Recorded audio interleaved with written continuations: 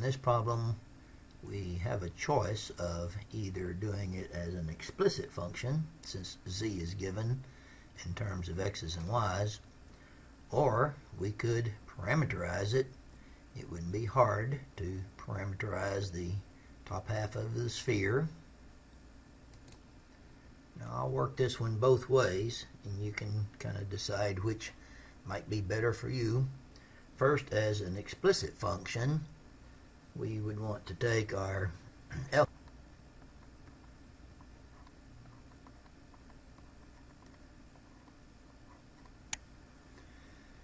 and then the z function, we need to find the partials.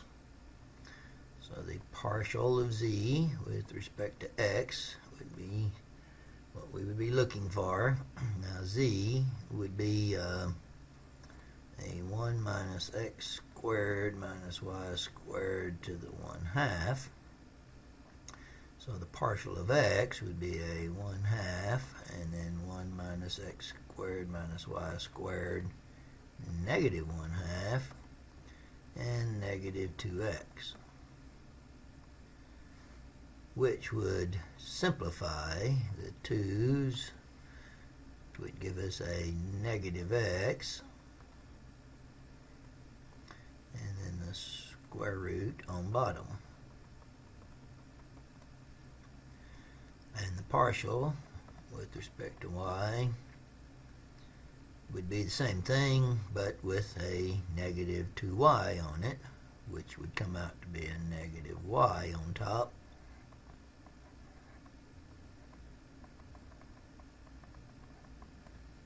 So we take our formula, which we have our double integral over some region.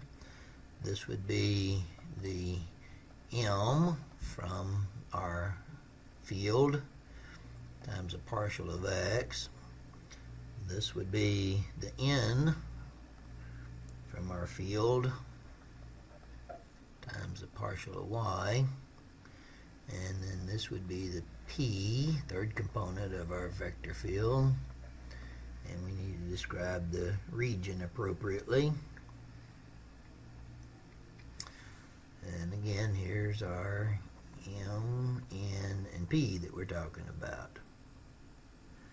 So our double integral then would have the negative of m.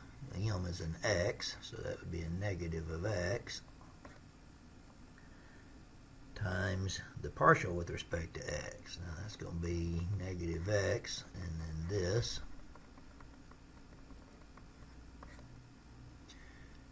minus the n would be y,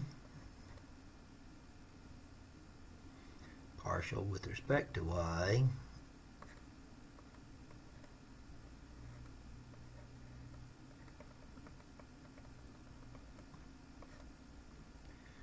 plus, and then p is just the 0,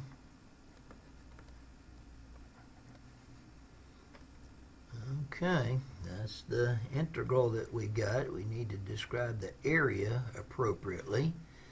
Now we know that the sphere, or top half of the sphere that we're looking at, if we turned it around and looked down our z-axis, this would be a sphere with a radius of 1, so on the xy plane we would be looking at a circle with a radius of 1. So we can describe our area, the region we're integrating over, in polar coordinates. Sure would be nice if this converts nicely to polar coordinates. So let's see, the negative and the negative would be a positive x squared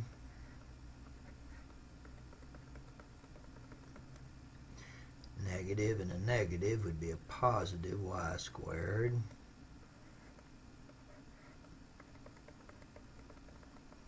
They both have the same denominator, so we'd have an x squared plus y squared on top, and on bottom this would be the square root of 1 minus x squared plus y squared in parentheses. So, since x squared plus y squared is equal to r squared, this would indeed convert nicely to polar coordinates. So the top would be an r squared, and the bottom square root of 1 minus r squared. And then for polars, we'll have an r dr d theta. Now, here in our circle, we know r is going to be going from 0 to 1, and we know theta would be going from 0 to 2 pi. So there's our integral, and of course we will type that on our TI-89.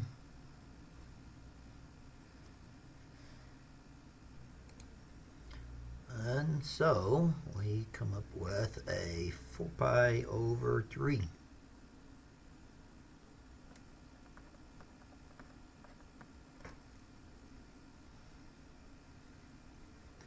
Now we will repeat the problem and do this in parametrics. Now the parametric form for the top half of a sphere would be given by r equals sine u cosine v, sine u sine v, and cosine u, where this is the top half. U goes from 0 to pi over 2, top half, and v, that's like our thetas, goes 0 to 2 pi. So they're parametric form for the top half of the sphere. So we do the derivative of that with respect to u.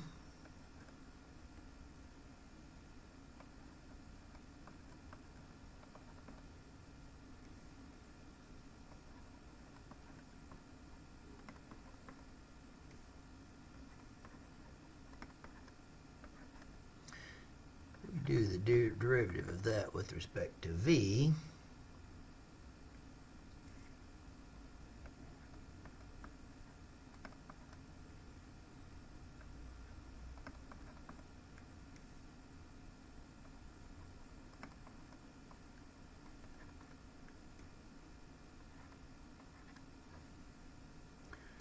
We need the cross product of those two.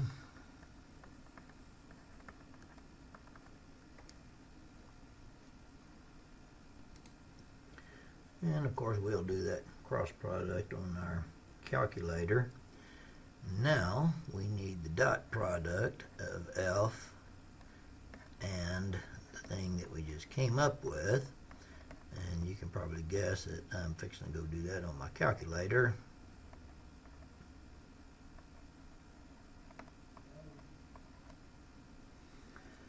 And so then our integral becomes the integral of sine cubed